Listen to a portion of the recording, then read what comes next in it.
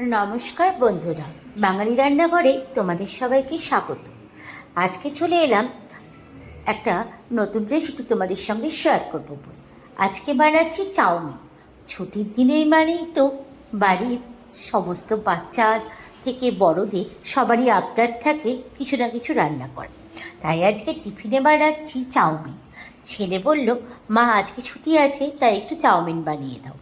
তো ওইদিকে চাউমিনটা জলের মধ্যে ভালো করে ভিজিয়ে একটু ফুটতে দেব। আর ভালো মতো ফোটা শুরু হয়ে গেছে। এবার আমি 1 মতো সাদা তেল এর মধ্যে দিয়ে দিলাম। তোমাদেরকে এই টিপসটা ছোট দিয়ে রাখি, যখনই চাউমিন সিদ্ধ করবে, চাউমিন সিদ্ধ হওয়ার পর সাদা তেল একটু ওপর থেকে দিয়ে দেবে, তাহলে চাউমিনগুলো একটার সঙ্গে একটা গায়ে লেগে যায় না।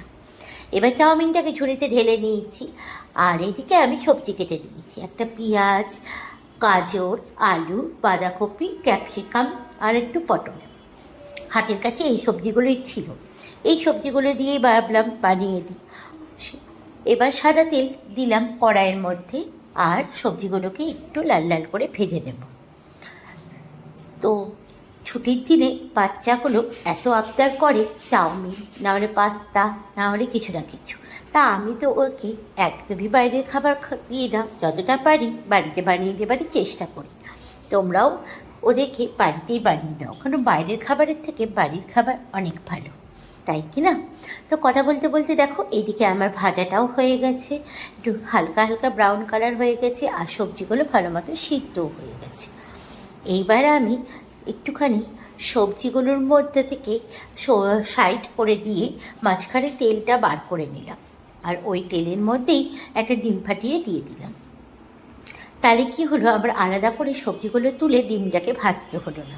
আসলে রদ দেখা আর কলা গাছা দুটোই হয়ে গেল একই জায়গায়, তাই কিনা বলো? কারণ আবার সবজিগুলো তুলে আবার একটুখানি তেল দিয়ে ডিমটাকে ভাজার থেকে একবারই ভেজে নিলাম।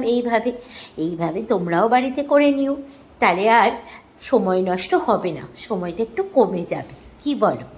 তো এবার ডিমটা যে ভাজা হয়ে গেছে, সবজিগুলোর সঙ্গে ডিমটাকে ভালো করে মিশিয়ে নেব। এইভাবে ভালো করে মিশানো হয়ে গেছে, দেখতেই পাচ্ছ। এবার আমি স্বাদ মতো একটু করে লবণ দিলাম, এবার দেব হলুদ। এবার ভালো করে আবারও সব শুদ্ধ মিশিয়ে নেব। এবার আমি ভালো করে যেই মিশানো হয়ে গেছে, আর ওই দিক থেকে ছেলে বলল, মা আর কতক্ষণ, আর পারছি না, মানে ওর খাবার জন্য আর তর সইছে না, ও এখন খাবে। তা হয়ে গেছে বাবা, হয়ে এসছে, আমি এটা বলেই চাউমিনটা চট করে দিয়ে দিলাম। চাউমিনটা ভালো করে এবার সবজির সঙ্গে ভালো করে এইভাবে মিশিয়ে নেব। দেখতেই পাচ্ছ কতটা সুন্দর কালারটা এসছে। এবার আমি এই ম্যাগি মশলাটা ইউজ করছি। এই ম্যাগি মশলাটার স্বাদটা কিন্তু খুব ভালো। তো এই ম্যাগি মশলাটা উপর থেকে দিয়ে দিলাম। এই ম্যাগি মশলাটা বাজার থেকে আলাদাভাবেই কিনে নিয়ে আসা হয়। এবার ভালো করে সবজির সঙ্গে চাউমিনের সঙ্গে ম্যাগি মশলাটা মিশিয়ে দেব। সব শুদ্ধ একসঙ্গে ভালো করে মেশানো হয়ে গেছে। এবার আমি ওপর থেকে একটু সয়া সস দিয়ে দিলাম। আর এখানে চিলি সস ইউজ করবো না, কারণ আমার ছেলে খুব একটা ঝাল খেতে পারে না, তার জন্য চিলি সসটা আর আমি এর মধ্যে দিলাম না।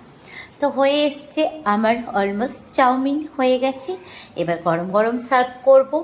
তো হয়ে গেছে আমার চাউমিন। তাহলে এই রেসিপিটা তোমাদের কেমন লাগলো অতি অবশ্যই কমেন্টস করে জানিও বন্ধুরা। আর এইভাবে বাড়িতে বানিয়ে দাও, তাহলে দেখবে বাচ্চারাও খুশি, তোমরাও খুশি। দেখা হচ্ছে নেক্সট ভিডিওতে। আবার সবাই ভালো থাকবে, সুস্থ থাকবে।